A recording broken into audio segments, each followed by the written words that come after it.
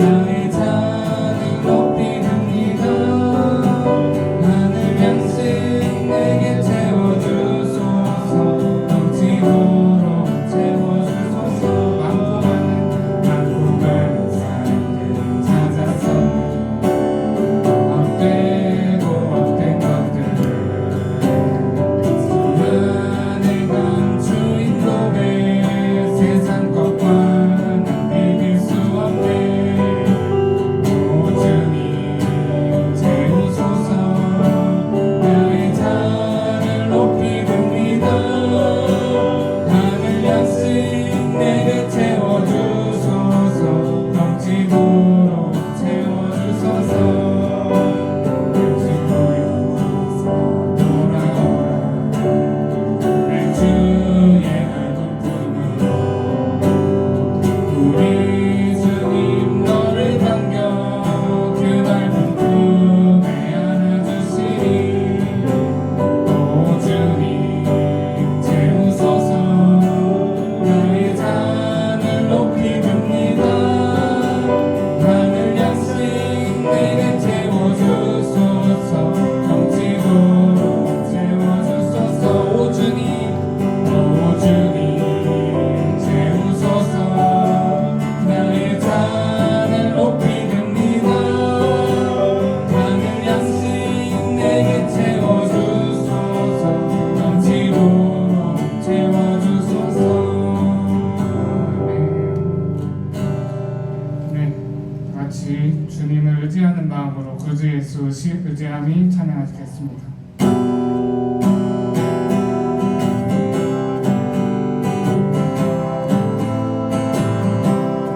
구주 예수 의지함. 구주 예수 의지함. 주님 그분을 믿으세.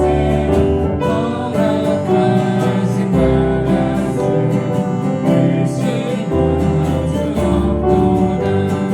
예수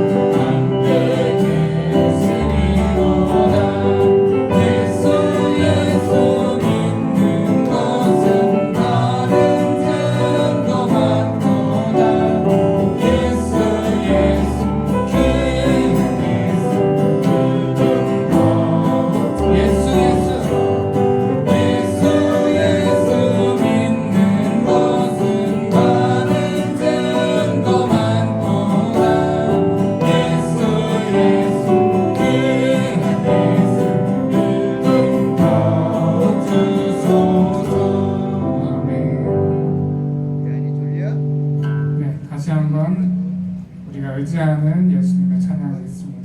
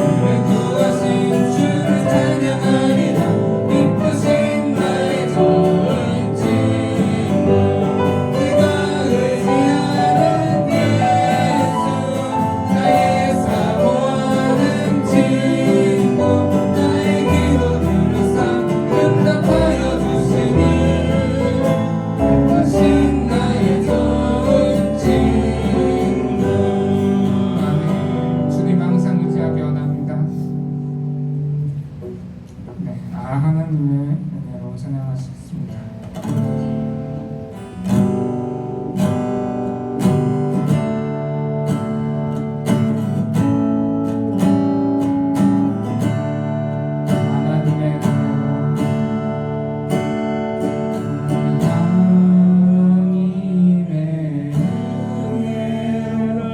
있을 데 없는 자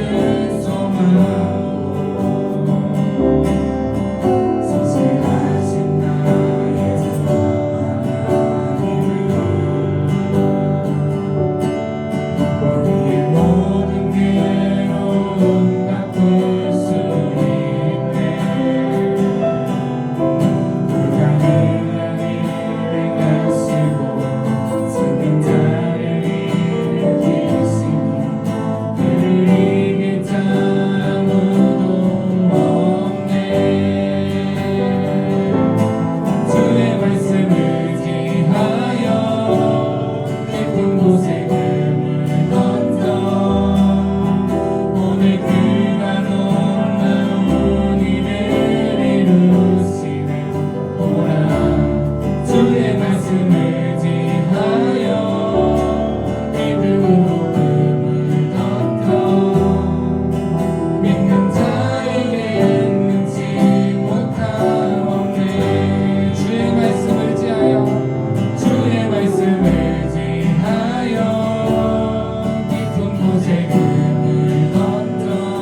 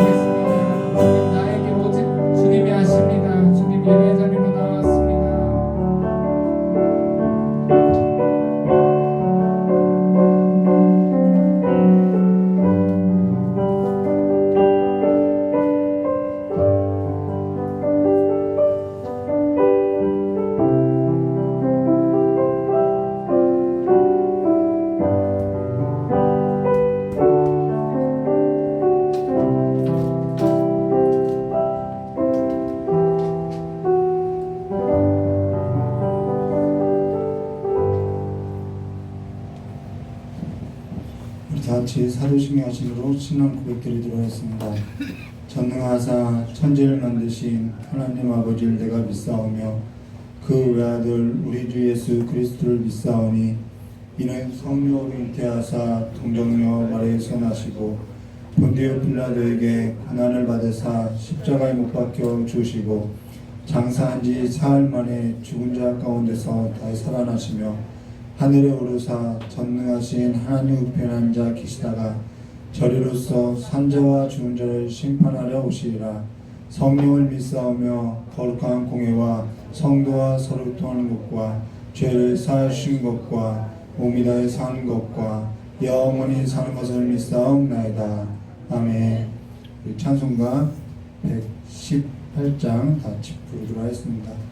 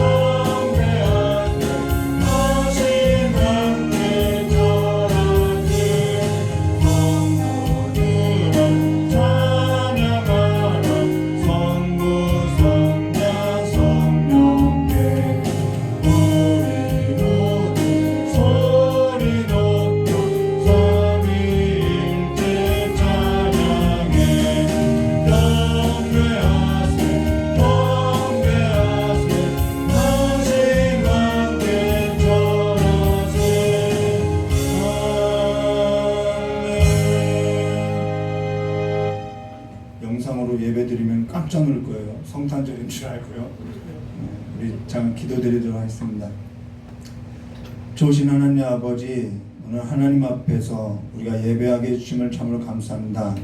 주님 오심을 우리가 기대하고 기다리며 왕의 왕이 되신 주님을 경배하며 살아갈 수 있도록 주여 우리와 늘 함께하여 주시었고 이 예배를 흠양하여 주시길 간절히 원합니다. 오늘도 주님의 부르심 앞에 우리가 예수 이름 앞에 모여서 아버지 앞에 예배하고 여러 모양과 여러 삶을 두고 아버지 앞에 왔사오니 그 삶들을 다 만져주시고 회복시켜 주시고 위로하여 주시길 간절히 원합니다. 새로운 삶으로서 들어가는 아버지 삶에 있어서 주님께서 두 손 들고 축복하여 주시고 위로하여 주시었고 새롭게 시작하는 아버지 가정도 하나님께서 위로하여 주시고 축복하여 주셨고 그들의 삶 가운데 하나님께서 함께하여 주셨고 오늘 주님 앞에 나와서 여러 가지 소원을 두고 기도할 때마다 그 기도들이 하나님 앞에 응답되어질 수 있도록 주님께서 역사해 주실 간절히 원하오며 기억하신 예수님의 이름으로 기도드리옵나이다. 예, 오늘은 우리 함께 나눈 하나님 말씀은 마태복음 2장 1절에서부터 18절입니다.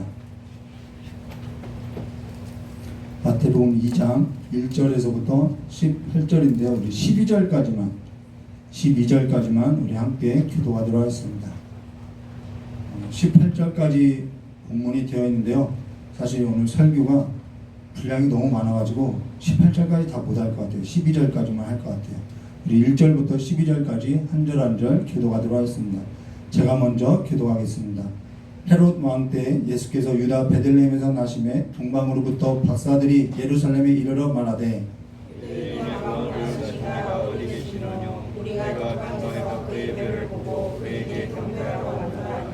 헤롯 왕과 온 예루살렘이 듣고 소동한지라.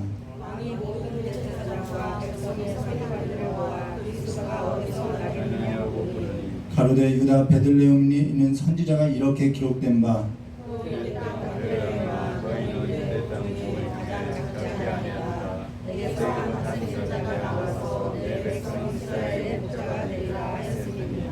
이에 헤롯이 가만히 박사들을 불러 별이 나타난 때를 자세히 묻고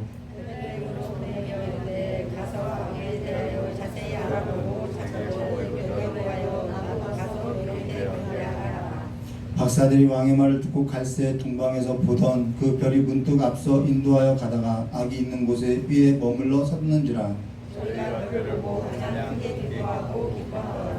집에 들어가 아기와 그 모친 마리아에 함께 있는 것을 보고 엎드려 아기께 경배하고 보배함을 열어 황금과 유황과 모략을 예물로 드리니라. 함께 하겠습니다. 꿈에 헤롯에게 돌아가지 말라 지시하심을 받아 다른 길로 고국에 돌아가니라. 아멘. 잠깐 기도하도록 하겠습니다.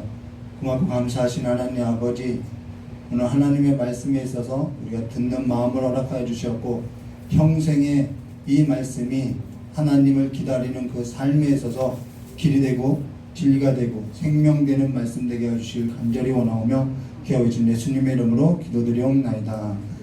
네, 오늘 마태복음 2장 1절과 18절 말씀을 가지고요, 유대인의 왕으로 나시니가 어디 계시냐라는 제목으로 우리 함께 나누도록 하겠습니다. 앞서서 언급한 것처럼 성탄절만 되면 단골 설교 본문 중에 하나가 바로 마태복음 2장 1절과 18절인데요. 사실 유대 역사 가운데 신구약 중간사에 있어서 알지 못하면요, 이 글이 정확히 무슨 의미인지 이해하기 어렵고 전달하기도 어렵다는 것입니다. 근데 신구약 중간사에 있어서 성도가 접할 기회가 거의 없고, 또 신구약 중간사에 있어서 신학을 연구하는 일도 거의 없다는 거예요. 우리 한국에서는. 그로 인해서 이 신구약 중간사에 있어서 성도가 접할 기회는 더욱 없다는 것이죠. 근데 사실 신구약 중간사를 이해하지 못하면은 이 신약에 있어서 너무나도 중요한 것들이 많이 있는데, 그 신구약 중간사는요, 이 신학을 이해하는 데 있어서 굉장히 큰 열쇠를 갖고 있다라는 거예요. 그래서 너무나도 이 신구약 중간사가 중요하다는 것이죠. 무엇보다도 여기 헤롯이 나오는데요, 이 헤롯은 신구약 중간사부터 나오는 대표적인 인물이라는 거예요. 또 우리가 여기에 있어서 그래서 굉장히 대표적인 인물인데, 그렇기 때문에 이 헤롯에 대해서 헤롯 왕 때라고 할 때 이 헤롯 왕 때가 어떠한 때인지 이 신구약 중간사를 알아야만 이러한 배경이구나 우리가 좀 이해할 수 있다는 것입니다. 그러면은 우리가 앞서 무엇을 나눴는지 좀 보고 본론으로 들어가도록 하겠습니다. 우리가 앞서서 요셉에 있어서 함께 나눴죠. 첫 시간에는 아브라함과 다윗의 자손 예수 그리스도의 계보라라고 시작했어요. 근데 이 아브라함과 다윗의 자손 예수 그리스도의 계보라라는 것은 혈통이 아니라 하나님께서 약속하신 일, 그 예언이 예수 그리스도로 말미암아 성취됐다, 그걸 이야기한다라는 거예요.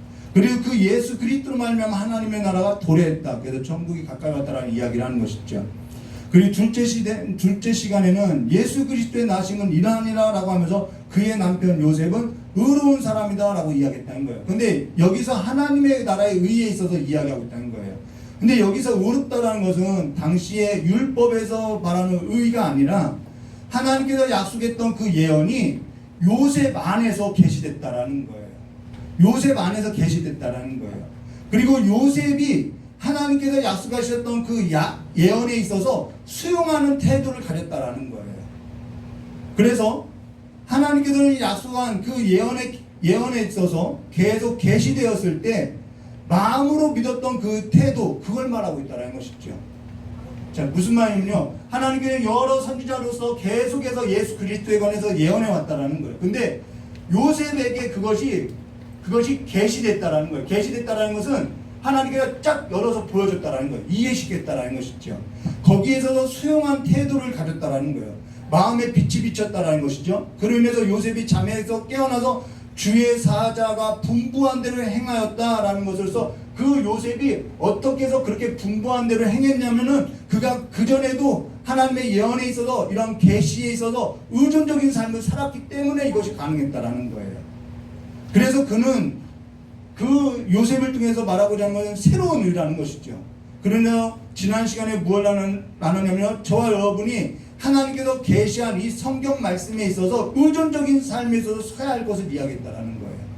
우리 안에 하나님의 빛이 들어왔으면 우리의 삶은요, 그 빛에 있어서 의존하는 삶을 살아야 한다는 것이죠. 그것이 의라는 거예요. 율법 아래서, 세속 아래서 둔 삶이 아니라 하나님께서 계속 예언했던 그 예언에 있어서 예수 그리스도 말미암아 성취됐다. 그 계시의 주체가 누구냐면 예수라는 거예요. 그 예수가 우리 안에 들어온 것이 의라는 것이죠.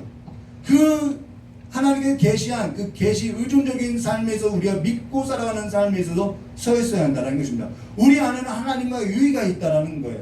그 하나님의 의는 하나님께서 태초부터 예언해왔던 그 하나님의 의고 그것이 우리에게 밝히 드러났다는 것이죠. 저와 여러분 안에는 뭐가 있다고요? 하나님의 의가 있다라는 거예요. 이건 율법에서나 혈통에서 난 의가 아니다라는 것을 지금 이야기하고 있다는 거예요.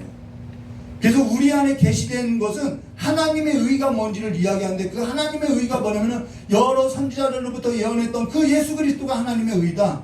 우리가 그 하나님의 의에 있어서 예수 그리스도 안에서 우리가 접붙임 받았다라는 걸 이야기하죠. 그래서 우리의 의는 새로운 의라는 거예요. 새로운 의, 율법이나 혈통에서 나는 의가 아니다. 그러면서 지난 설교에서 오늘 소개되는 인물이 누구냐면 헤롯이에요. 헤롯에 있어서 볼 건데요. 헤롯과 이제 또 하나는 동방박사죠. 동방박사에 있어서 지금 이제 마태가 무엇을 우리에게 이야기하려고 하는지 우리 함께 보도록 하겠습니다. 1절과 3절 말씀 보도록 하겠습니다. 헤롯 왕 때에 마태가 이걸 두고 이야기하려고 하는 것은요, 하나님의 나라가 도래했다, 그 이야기를 그냥 하려는 거예요. 자, 1절과 3절 말씀 보도록 하겠습니다. 헤롯 왕 때에 예수께서 유다 베들레헴에 나심에 동방으로부터 박사들이 예루살렘에 이르러 말하되 유대인의 왕으로 나신 이가 어디 계시냐? 우리가 동방에서 그의 별을 보고 그에게 경배하러 왔노라 하니 헤롯 왕과 온 예루살렘이 듣고 소동한지라. 근데 여기 뭐라고 하냐면 헤롯 왕 때라는 거예요. 그때가 어떠한 때죠? 오늘 저와 여러분이 헤롯 왕 때가 어떠한 때인지 알지 못하면은 오늘 이 성경 말씀에 있어서 이렇게 와닿지가 않을 거라는 거예요. 그만큼 헤롯 왕 때라는 것은 이 시대적 상황이 매우 중요하다라는 것입니다. 근데 성경에 이 헤롯이 여러 명 나와서 사실 헷갈리죠. 근데 여기 나온 헤롯은 헤롯 대왕을 말한다는 것입니다. 헤롯 대왕. 그러면 여기 헤롯이, 자, 이 헤롯이 어쩌다가 유대 왕이 됐냐는 거예요. 그것에 있어서 우리가 먼저 보아야 하는 것이죠. 먼저 그것에 있어서 보아하려면요, BC 330년경. 자, 신구약 중간사에는 하나님이 일하지 않는 것 같은데 하나님이 그 시대에도 역사해 왔다는 것을 이야기하는 거예요. 먼저 BC 330년경 헬라의 알렉산더가 죽고 나서 나라가 분열된다라는 거예요. 그래서 북방에는 셀레우쿠스라는 장군, 그다음 남방에는 프톨레미라는 이 장군이 이렇게 나눠서 통치하게 된다라는 것입니다. 전에 우리 신구약 중간사 할 때 막 셀레우쿠스 1세 2세 하면서 굉장히 많이 이렇게 공부를 시켰죠. 근데 지도 한 장 볼까요? 이게 헬라의 알렉산더가 죽고 나서 장군들이 이렇게 분할해서 나라를 가졌다는 거예요. 그만큼 알렉산더가 저 인도까지 뭐 거의 이렇게 다 지배를 했던 것이죠. 처음에는 유다가 이 이집트 남방왕 프톨레미 왕조의 지배를 받다가 나중에는 북방왕 저 셀레우쿠스가 안티고스를 먹어서 이 전부가 다 셀레우쿠스가 지배하게 된다는 거예요. 그래서 나중에는 이 셀레우쿠스 왕조의 지배를 받는데 BC 167년 마카비 혁명이 일어나서 독립하게 된다는 거예요. 그러면서 하스몬 왕조가 세워지게 되는데, 하스몬 왕조가 세워지면서 계속해서 내려오다가 요한 힐카누스 때 이 하시딤 경건한 자들이 반발하면서 바리새인, 사두개인, SNL파가 생겨나기 시작한다라는 거예요. 근데 유다 하스몬 왕조가 세워질 때 이 북방의 셀레쿠스 이 왕조가 쇠퇴하면서 이때 북방에 새로운 민족이 일어나는데, 그 민족이 어디냐면요, 우리 지도를 한 장 넘겨볼까요? 또 한 장 넘겨. 셀레우쿠스가 이만큼을 다 먹은 거죠. 그래서 유다가 이 셀레우쿠스 지배에 들어가는 거죠. 한 장 넘겨볼까요? 근데 나중에는 이 파르티아 제국, 파르티아, 메데와 바사 제국인데, 이 제국이 커지면서 셀레우쿠스는 정말 이제 작아지고요. 이제 로마가 이쪽과 이제 파르티아 제국과 로마하고 이제 힘을 겨루는 시대가 온다라는 거예요. 그게 BC 200년경이라는 것이죠. 자, 북방이 셀레우쿠스 왕조가 쇠퇴하면서 이때 북방에는 새로운 민족이 일어나는데, 그가 아르메니아와 파르티아 제국이라는 거예요. 그러면 자연스럽게 요한 힐카누스는 이때 셀레우쿠스 왕조가 힘을 잃어가기 때문에 유다를 좀 더 확장할 수 있었다라는 거예요. 유다 지역을 확장하면서 이때 유다 땅에 들어왔던 이둠의 사람, 에돔 사람들을 강제 병합해서 강제 개종시키고 할례를 시켰다라는 거예요. 요한 힐카누스가. 그리고 알렉산더가 세웠던 사마리아 성전, 그리심산이라고 하죠. 그 그리심산도 성전도 파괴했다라는 것입니다. 근데 요한 힐카누스가 죽고 나서 그의 아들 아리스도블루가 즉위하면서 자기 어머니와 자기 형제들을 감금시키고 나서 자기를 자칭 뭐라고 하면 내가 유대 왕이라고 했다라는 거예요. 그러면서 유대 땅을 정복하면서 다스리기 시작했다라는 거예요. 이때 그가 그를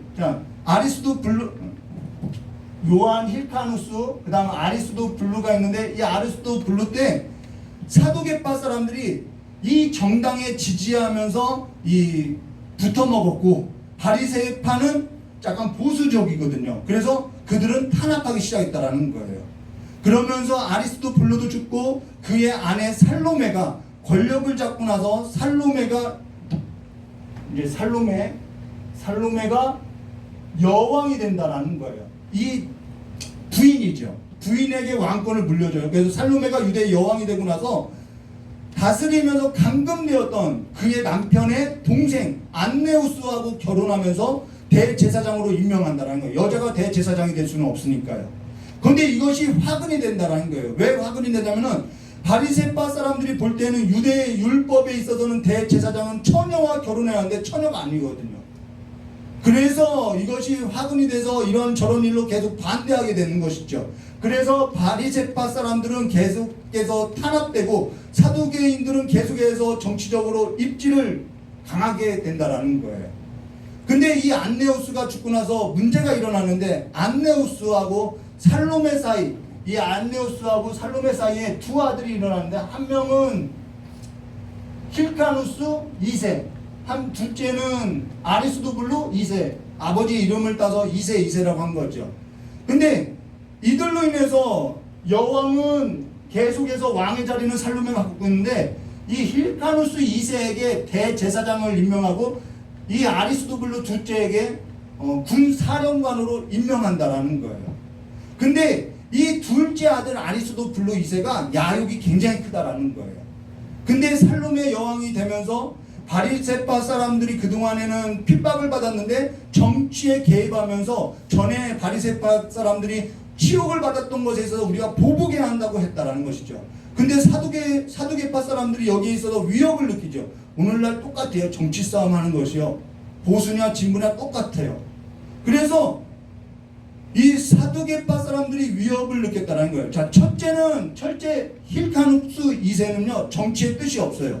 그리고 둘째가 아리스도블루 2세가 이 야욕이 굉장히 크다라는 것입니다. 그래서 둘째가 어머니 살로메가 죽고 나서 사두개파 사람들하고 규합하면서 내가 정권을 잡아야겠다 하면서 이렇게 정권을 잡으려고 하니까 이 당연히 바리새파 사람들이 다시 자기들에게 위기가 올 것 같아서 이때 누구를 끌어들이냐면은 바로 이둠의 사람 에돔이죠. 누구에게 도움을 구하냐면 헤롯의 아버지 안티파르테한테 도움을 청한다라는 거예요. 그래서 점점 이 헤롯 가문이 정치에 들어오게 된다라는 거예요. 근데 이때 북방의 셀레우쿠스 왕조는 무너지고 로마의 장군 폼페이우스가 이 시리아 지역을 맡고 있었는데 북방의 파르티아 우리 앞에서 보았던 그 로마하고 북방의 파르티아하고 완전히 이렇게 전쟁을 하면서 점령당하게 된다라는 거예요. 근데 셀레우쿠스 북방은 완전히 점령된다라는 것이죠. 근데 이때 힐카누스 2세하고 아리스블루 2세가 권력에 있을 때 서로 다툴 때 헤롯의 아버지 안티파르테가 로마에게, 여기 이제 헤롯의 아버지죠. 헤롯의 아버지가 로마에게 도움을 구한다라는 거예요.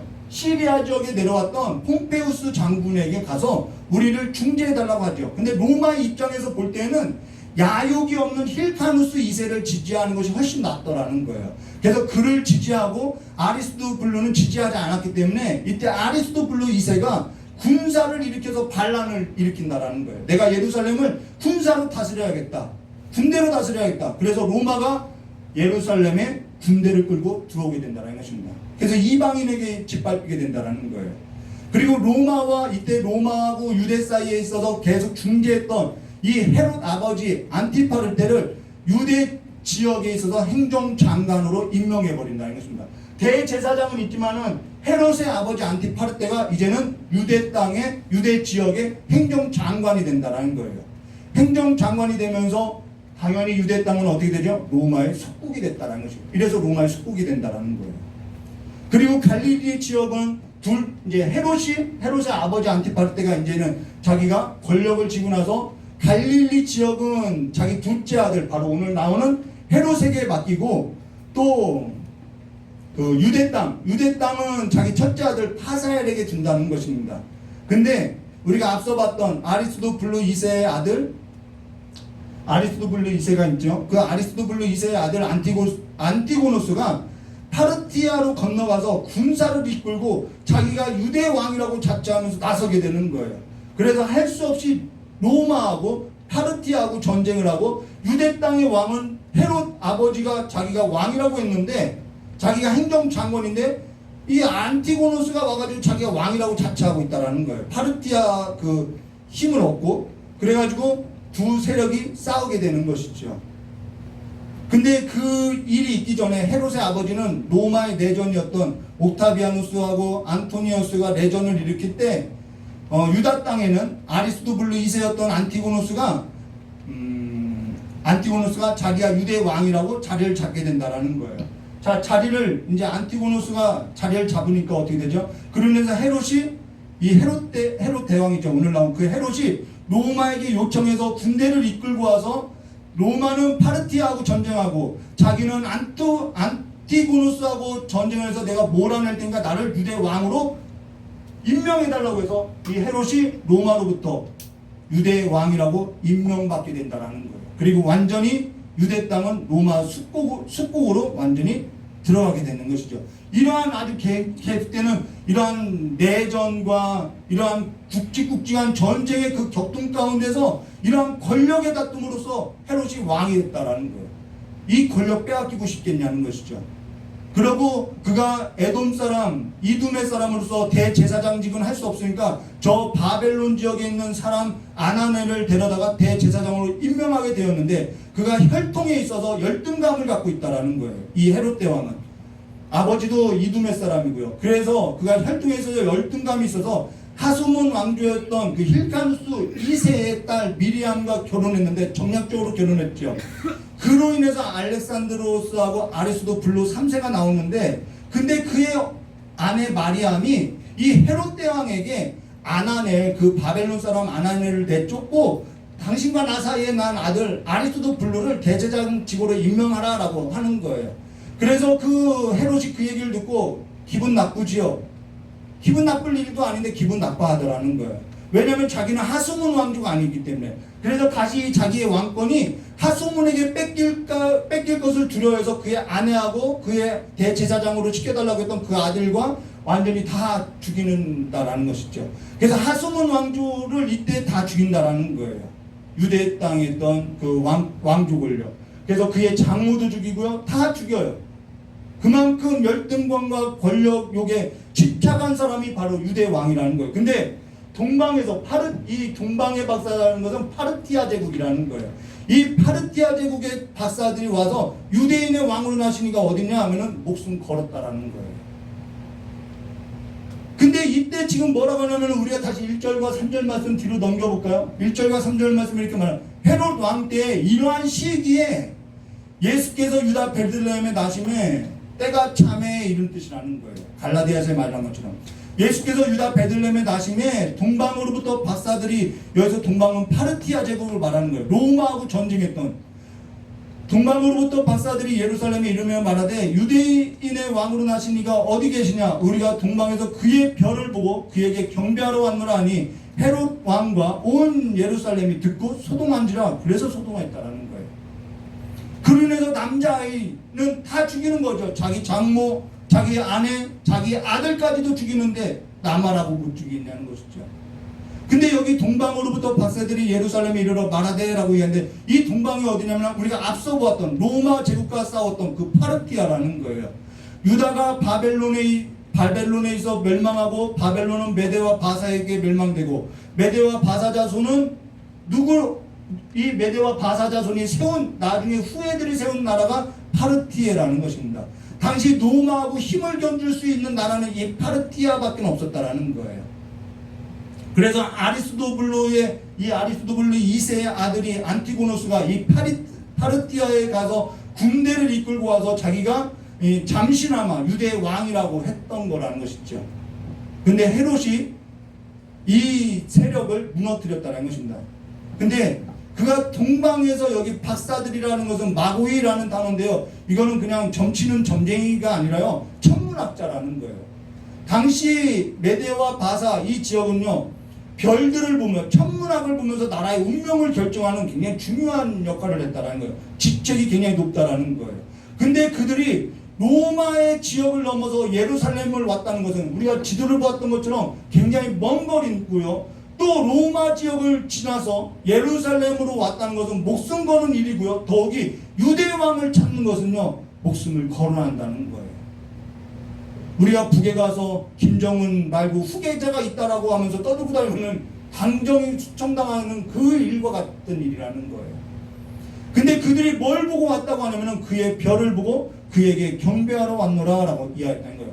여러분, 여기에 목숨 걸 일이 있나요? 이 단어 하나, 그의 별을 보고 그에게 경배하러 왔노라, 이 말씀 한 구절 붙들고 목숨 걸 일이 있냐는 거예요. 이거 몇 프로 확률 되겠냐는 것이죠. 이 말씀은 민수기 24장 17절에 내가 그를 보아도 이때 일이 아니며 내가 그를 바라보아도 가까운 일이 아니로다. 한 별이 야곱에게서 나고 한 규가 왕권을 말하죠. 이스라엘에게서 일어나서 모압을 이쪽에서 저쪽에 쳐서 무찌르고 또 셋의 자손을 다 멸하리라. 여기서 한 별이 야곱에서 나고 한 규가 이스라엘에서 나오며 모압 이쪽에서 저쪽에서 쳐서 무찌르고 또 셋의 아들 자손들을 다 멸하리라. 누구를 말하냐면 한 별, 한 규는요, 성경에서 예수 그리스도를 말한다는 거예요. 그리스도를 의미한다는 거예요. 근데 그 일에 있어서 그들이 뭘 하러 왔냐면 경배하러 왔다라는 거예요. 그러면은 그들이 어떻게 알았냐는 거예요. 이 동방에, 이 파르티아에 있는 사람들이 어떻게 알고 왔냐는 거예요. 그건요, 유다가 누구에게 멸망했냐면 바벨론에 멸망했지요. 바벨론에 유다가 멸망할 때 바벨론이 포로로 끌려갔는데 누굴 끌고 왔느냐? 정말 학자들만 끌고 왔다는 거예요. 다니엘 같은 애들 끌고 왔다라는 것이죠. 그런데 다니엘 같은 사람들이 바벨론에 끌려가서 어디까지 오려면 총리까지 되다라는 것이죠. 그리고 메대와 바사에게 멸망당할 때도 이 다니엘은요, 고레스 왕 때까지도 총리 역할을 하더라는 거예요. 그리고 구전을 따라서 전해지고 전해져 왔다라는 것입니다. 메대와 바사 자손이 누구냐면 이 파르티아 자손이라는 거예요. 근데 그들에게 전해지고 전해졌던 그 말씀, 그들이 그의 별을 보고 그에게 경배하러 왔노라 라는 것은 그들이 하나님이 그렇게 하나님의 전해들었던, 하나님의 예언에 있어서 전해들고 구전으로 내려왔던 그 하나님의 예언에 있어서 기다려왔다라는 거예요. 그러고 단 1%도 되지 않은 그 확률에 자기 목숨을 걸었다는 거예요. 구전으로 내려왔던 하나님의 예언에 있어서 기다리고 기다리다가 어느 날 창밖을 보았더니 유난히 밝은 별이 하나 떠 있더라는 거예요. 그래서 저 별이구나 라고 생각하고 그 먼 길을 목숨을 걸고 그에게 경배하러 왔다는 거예요. 거기에 비하면은 오늘 우리의 신앙에 있어서 한번 돌아봐야 하는 것이죠. 근데 그와 달리 그 이야기를 하는 거예요. 근데 그와 달리 이 헤롯과 온 예루살렘을 듣고 소동한지라 라고 말하는 거예요. 그와 달리 해마다 성탄절이 되면요, 해마다 소동하는 일밖에 없는 것 같아요. 무엇에 있어서 그렇게 소동하는지 떠드는 일밖에 없다는 거예요. 경배는 사라진 성탄, 경배는 사라진 예배, 소동만 일어나고 있다는 것이죠. 거리를 나가봐도 그렇다는 것이죠. 여기 4절과 6절 말씀 볼까요? 왕이 모든 대제사장과 백성의 서기관들을 모아 그리스도가 어디서 나겠느냐 물으니 이르되 유다 베들레헴 이온이 몰랐나요? 알았다는 거예요. 이는 선지자로 이렇게 기록된 바 이들 예언의 글 몰랐나요? 더 정확하게 알고 있다는 거예요. 또 유다 베들레헴아 너는 유다 고을 중에 가장 작지 아니하니라 내게서 한 다스리는 자가 나와서 내 백성 이스라엘 목자가 되리라 하느니라. 그들은 지금 율법 다 알았다는 거예요. 선지자의 글도 알고 기록된 글도 알고 100% 확신하고 있다는 거예요. 다 알았다는 거예요. 그리고 여기 성경 말씀에 있어서 한자도 틀리지 않고 다 암기하고 있다는 거예요. 어디서 나겠느냐? 유다 베들레헴이라 알고 있다는 거예요. 그리고 예루살렘에서 유다 베들레헴은요 거리가 걸어서 한 3-40분 거리밖에 되지 않아요. 근데 안 가요. 엎드려지지 않아요. 엎드려지면 코 닿는 거리밖에 되지 않아요. 근데 그들의 삶은요 뭐가 없느냐면 기다림이 없다는 거예요. 이 동방에서 왔던 그 사람들은 길고 긴 그 삶에 있어서 1%도 되지 않은 그 예언의 한 줄을 믿고 그 긴 세월을 기다리고 살았는데 이들은 모든 걸 다 갖고 있으면서도 기다리지 않는 거예요. 신앙은요 기다리는 싸움이라는 것입니다. 기다림이 없으니까요 경배할 일이 없는 거예요. 7절과 8절 말씀 볼까요? 이에 헤롯이 가만히 박사들을 불러 별이 나타난 때를 자세히 묻고 베들레헴으로 보내어 이르되 가서 앉게 되어 자세히 알아보고 찾거든 내게 구하라. 나도 가서 그에게 경배하게 하라. 경배하게 하라라는 거예요. 진짜일까요? 경배할 마음이 있었으면요 경배하게 하라고 하지 않고 달려가게 되어 있다는 거예요. 자기가 해야 하는 것이지 누구에게 하게 하라고 이야기하냐는 것이죠. 왜요? 기다리지 않았거든요. 자기는 권력욕만 있었지, 자기 이득만 있었지, 자기 열등감에 사로잡혀 있었을 뿐 이 삶에서도 기다리는 삶이 없었다는 것입니다. 신앙은 그래요. 거기에 무슨 기쁨이 있겠냐는 거죠. 오늘 우리가 기다리는 그 신앙 안에서 그 기다리는 삶이 없다면 무슨 기쁨이 있겠냐는 거예요. 주님 오시는 것이요. 그러나서 9절과 10절 말씀 볼까요? 박사들이 왕의 말을 듣고 갈새 동방에서 보던 그 별이 문득 앞서 인도하여 가더니 악이 있는 곳에 머물러 서 있는지라. 그들이 별을 보고 매우 크게 기뻐하더라. 기다림 가운데 기쁨이 찾아오는 것이죠. 그러면서 11절과 12절 말씀 볼게요. 집에 들어가 아기와 그의 어머니 마리아가 함께 있는 것을 보고 엎드려 아기께 경배하고 보배함을 열어 황금과 유황과 모략을 예물로 드리니라. 그들이 꿈에 헤롯에게 돌아가지 말라 지시함을 받아 다른 길로 고국으로 돌아가니라. 여기 마국간이 아니죠. 집에 들어가지요. 간혹 이 동방박사가 이 구유에 누운 그 아기께 경배하는 모습은 굉장히 잘못된 모습이죠. 동방박사는 구유에 누인 아기를 못 봤어요. 집에 들어갔지요. 그리고 어느 정도 이거는 시간이 지난 것을 말하는 거죠. 그리고 여기 황금, 유황, 모략은 세 가지 예물. 예물은 세 가지 예물 때문에 동방박사가 3명이다라고 하는데 이때 3명만 갔으면 벌써 죽인다겠죠. 한 20-30명 정도 끌고 왔다는 것입니다. 여기 세 가지 예물은 모두 다 그리스도를 의미하는 예물이라는 거예요. 근데 오늘 우리가 한 가지 기억할 것은 뭐냐면 이들은요 1%요? 아니요, 그것조차도 안 될 거예요. 1%도 되지 않은 그 작은 것, 그 사소한 것, 그 예언 한 구절 거기 목숨 걸었다는 거예요. 그러나 이와 달리 100% 되는 그 확실한 것, 큰 것을 보고도 자기 목숨 걸지 않고 권력에 있어서 열등감에 있어서 자기 이득에 있어서 세속에 있어서 눈이 가리니까 기다리지도 아니하고 목말라 하지도 아니하고 소식을 듣고 깜짝 놀라 소동하더라는 거예요. 신앙이라는 것은 길고 긴 기다림이라고 했지요. 길고 그 기다림 속에서 우리가 붙들어야 할 것은요, 확실한 것이 아니라 지금 이 격동되어지는 이 시기 가운데 희미해져가는 성경 한 구절, 그것을 붙들어야 할 때라는 것입니다. 하나님께서 약속하고 예언하고 계시한 하나님의 말씀 구절, 그 한 구절, 내게 들려줬던 말씀 한 구절, 거기에서도 우리는 삶을 걸어야 한다는 거예요. 아버지와 다윗의 자손 예수 그리스도의 계보라. 예수 그리스도의 나심은 이러하니라. 유대인의 왕으로 나신 이가 어디 있느냐. 이 말씀 한 구절 한 구절, 격동하는 시기 가운데 붙들어야 할 것은 내게 약속하고 예언되었던 그 계시의 사건, 그 하나님의 말씀. 예수께서 뭐라죠? 내가 다시 오리라 했던 그 약속의 말씀, 그 한 구절 붙들고 버티는 싸움이 신앙이라는 거예요. 근데 우리의 마음이 권력에 있고 열등감에 사로잡히고 피해의식에 사로잡히고 자기 이득에 있어서 죽이고 살아가는 그 경쟁 속에서 산다면요, 우리는요 기다리는 삶이라고는 할 수 없다라는 거예요. 다니엘서 1장 8절과 9절 말씀 묻어왔습니다.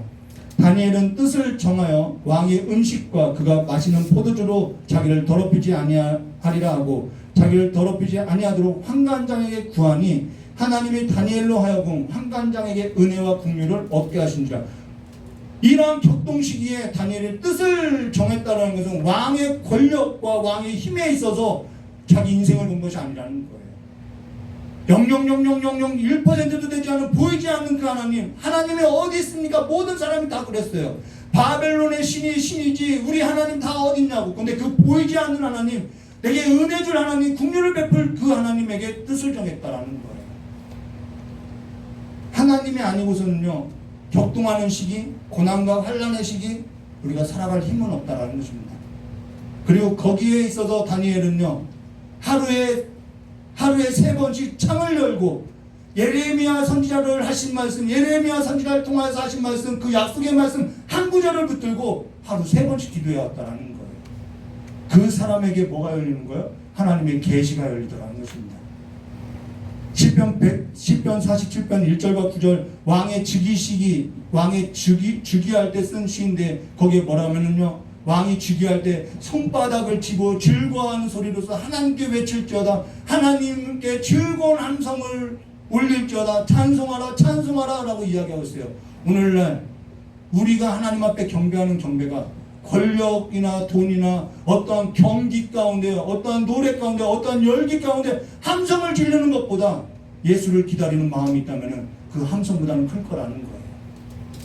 저 여러분이 오늘 우리 안에 헤롯과 온 예루살렘이 소동한 모습이 아니라 사소한 일, 보이지 않는 그 삶에서도, 보이지 않는 그 하나님에게 있어서 약속의 말씀이 무슨 내게 힘이 있느냐 라고 하는 그 약속의 말씀에서도 붙들리고 거기에 인생을 거는 삶으로서 크게 기뻐하는 일들이 저와 여러분의 삶 가운데 가득하게 넘치기를 주님의 이름을 축원합니다. 다 같이 기도하도록 하겠습니다. 고맙고 감사하신 하나님 아버지, 우리가 주님을 맞이하는 삶에서도 주님이 다시 오시라고 약속하신 그 약속의 말씀 한 구절로 말미암아 우리가 그 1%도 되지 않은 그 약속의 말씀, 지금 내 삶 가운데 이것이 무슨 소용이 있냐고, 하나님은 이미 바벨론 신들, 세상 신들보다 못한 것 아니냐는 그러한 떠드는 소리 가운데, 세상의 그 축제 가운데 함성 지르는 소리가 아니라 주님을 기다리고 또 기다려서 주님을 맞이할 때 크게 주님 앞에 함성을 외치는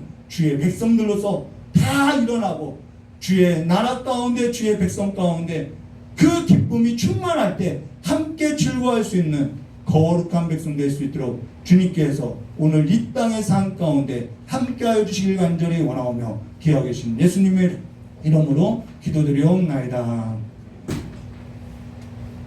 우리 찬송가 164장 부르시니 기도하도록 하겠습니다.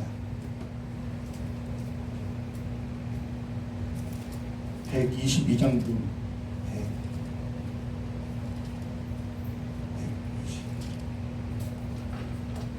우리 122장 부르고 같이 기도하도록 하겠습니다.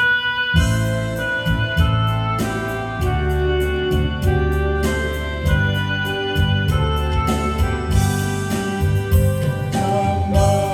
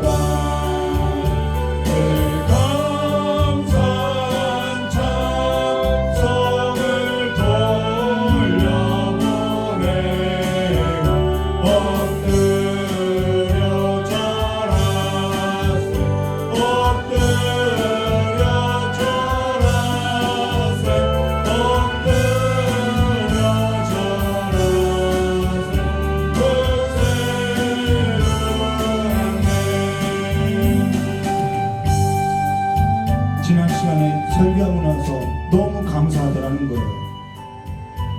여호와의 말씀이 육신되어서 성령을 보내주셔서 우리의 마음 가운데 그 예언의 말씀이 성취된 것을, 예수 그리스도로 성취된 것을 우리로 알게 해주시고 빛을 비춰줘서 우리 안에 하나님의 의가 있게 했다라는 거예요. 그래서 우리가 하나님의 의로 말미암아 살고요, 우리가 그 믿는 자가 되었다라는 거예요.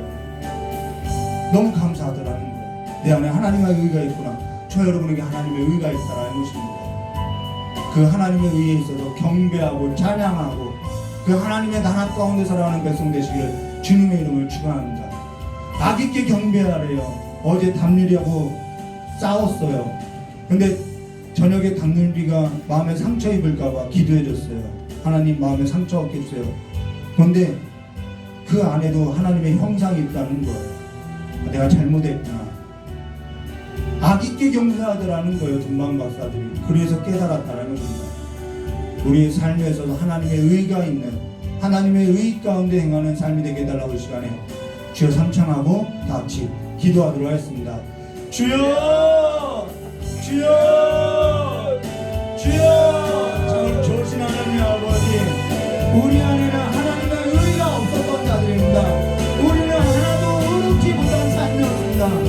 그러한 삶 가운데 말씀이 육신되어서 성령 하나님을 보내서 계시형을 보내서 우리 안에 하나님의 의가 있음을 나타내게 하고 믿는 자들로서 하나님께서 의롭게 하심을 믿고 살아가는 삶이 되게 하셨사오니 이제 우리가 하나님의 백성이 된 자들로서 날마다 주님의 그 약속하신 그 말씀 한 구절 믿고 주님 오신 것을 기다리면서 하나님의 백성들로서 자비와 국면을 베푸는 삶으로서 살아갈 수 있도록 저 역사의 주의 간절히 원하옵나이다. 이제는 소동하는 자들이 아니라 헤롯과 온 유대가 소동했던 것 같이 소동하는 자들이 아니라 아버지 파르티아의 그 동방의 박사들과 같이 그의 별을 보고 그에게 경배하러 왔던 것처럼 나의 구주님을 경배하는 자들로서 주님을 모시고 살아가는 자들로서 날마다 주님을 경배하고 주님께 접붙인 자들로서 주님 앞에 엎드려 경배하는 삶이 될 수 있도록 저 역사해 주시옵고 이제는 우리와 같이 변함하고 멸시받고 천대받고 나사렛에서 난 그 예수 그리스도 나사렛 예수와 같은 그분을 따르는 삶으로서 날마다 우리의 인생이 주의 나라에 가까운 삶으로서 주님이 가까이 올 때마다 더욱더 가까운 삶으로서 살아갈 수 있도록 저 역사의 주의 간절히 원하옵나이다. 오늘도 하나님의 의, 하나님의 복음을 전하고자 미얀마 선교지를 떠난 선교팀 위에도 주님 함께하여 주시옵고 새롭게 출발한 가정과 아버지와 새 가정을 이루는 아버지와 삶에도 하나님의 의로가 아버지 이루어지는 삶이 될 수 있도록 저 역사해 주시길 간절히 원하고 합니다. 우리의 삶이 있어서 날마다 하나님의 나라와 하나님의 의에 있어서 좋아하는 삶이 될 수 있도록 저 역사해 주시옵고 우리와 영원히 함께 한다는 그 하나님 영원히 함께 하시길 간절히 원하오며 기어주신 예수님의 이름으로 기뻐하며 기도드리옵나이다.